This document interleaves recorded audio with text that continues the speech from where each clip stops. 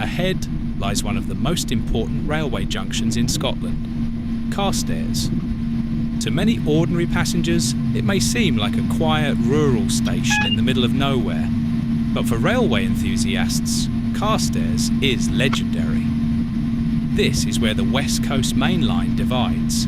One route heads northwest towards Glasgow Central, while the other curves eastwards towards Edinburgh Waverley. For generations, trains were split and joined here, with portions heading for different Scottish cities. In the classic British Rail era, northbound sleeper and express services would arrive from London and be divided at Carstairs. One section continued to Glasgow, while another portion headed for Edinburgh, often involving complex locomotive changes and intricate railway operations. The station therefore became famous among railway enthusiasts for its unusual operations and strategic importance. As we pass through Carstairs Junction itself, the web of tracks and overhead wires spreads out across the snowy landscape.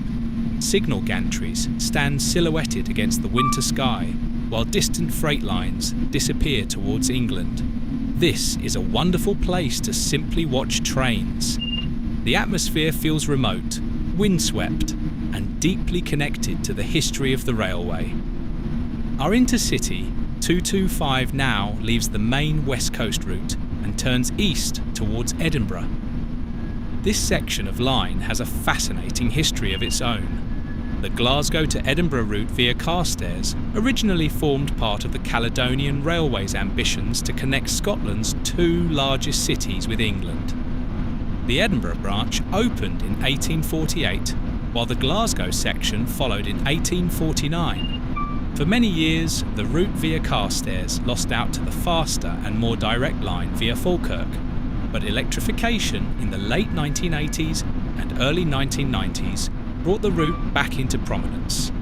The electrification of the Edinburgh branch allowed InterCity 225 sets from the East Coast Main Line to reach Glasgow Central directly via Carstairs.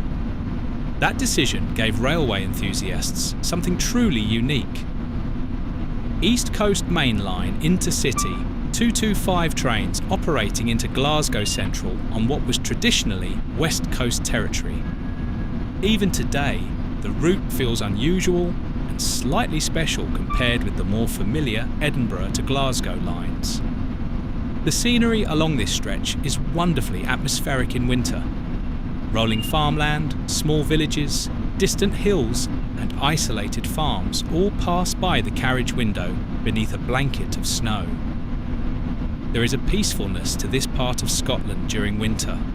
The railway cuts silently through the countryside, while the InterCity 225 glides beneath the overhead wires with barely a sound apart from the hum of electric traction. As we continue eastwards, we pass through stations such as Haymarket's outer approaches and smaller lowland communities that owe much of their existence to the railway age. Many of these villages expanded dramatically during the 19th century, once railways connected them to Glasgow and Edinburgh. Freight traffic, agriculture, and passenger travel all flourished thanks to these lines. For railway photographers, this route offers countless beautiful locations, snow-covered embankments, sweeping curves, electric wires disappearing into the distance, and classic Scottish skies combine to create scenes that feel timeless. Few things look better than an InterCity train crossing the Scottish countryside in winter conditions. The InterCity 225 itself deserves enormous credit for helping modernise British rail travel. When introduced in 1989, the trains represented the very latest in British railway technology. They featured air-conditioned Mark IV coaches, smooth riding qualities, electric operation, and a level of comfort that transformed long-distance journeys. Passenger numbers on the East Coast Main Line increased significantly following their introduction. For many people, these trains symbolised the final great achievement of British rail before privatisation. Even now, they still carry a strong sense of nostalgia for the InterCity era, a time of swallow liveries, buffet cars, proper railway timetables, and some of the most elegant train branding Britain ever produced. As the outskirts of Edinburgh begin to appear, the line becomes busier with commuter traffic and suburban stations. Snow-covered housing estates spread across the hillsides, while the skyline of Scotland's capital slowly emerges ahead. Approaching Edinburgh by rail is always a spectacular experience. The city suddenly appears dramatically among hills, historic buildings and bridges, before the train descends into the deep cutting leading towards Waverley Station. And then comes one of the great arrivals anywhere in Britain, Edinburgh Waverley. Named after the novels of Sir Walter Scott, Waverley sits in the heart of the city between the medieval Old Town and the Georgian New Town. Few railway stations anywhere in the world can rival its setting. As our InterCity 225 curves beneath the great station roof, Edinburgh Castle towers above the skyline, while the historic architecture of the city surrounds the railway on all sides. For over 150 years, trains have arrived here carrying passengers from across Britain. Steam expresses, sleeping cars, intercity trains, HSTs and electric locomotives have all passed beneath these famous glass roofs. There is something wonderfully dramatic about arriving in Edinburgh by train during snowy weather. The station lights reflect against the wet rails, while the city beyond seems wrapped in winter atmosphere. And after travelling the route via Carstairs aboard an InterCity 225, it is difficult not to feel that this is one of Britain's truly underrated railway journeys. It combines the grandeur of the West Coast Main Line, the history of the Caledonian Railway, the rarity of InterCity 225 operation into Glasgow Central, and some truly beautiful Scottish scenery along the way. For railway enthusiasts, this route offers almost everything. Historic mainline railway, famous junctions, classic stations, electric traction, winter scenery, British rail nostalgia, and one of Britain's greatest ever train designs.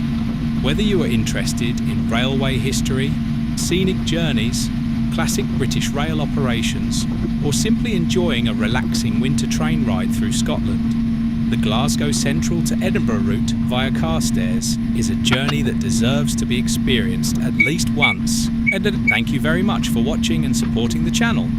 If you enjoyed this snowy journey aboard the legendary InterCity 225, please like, share and subscribe for more railway journeys, railway history, archive footage, cab rides and classic British rail action from across Britain and beyond.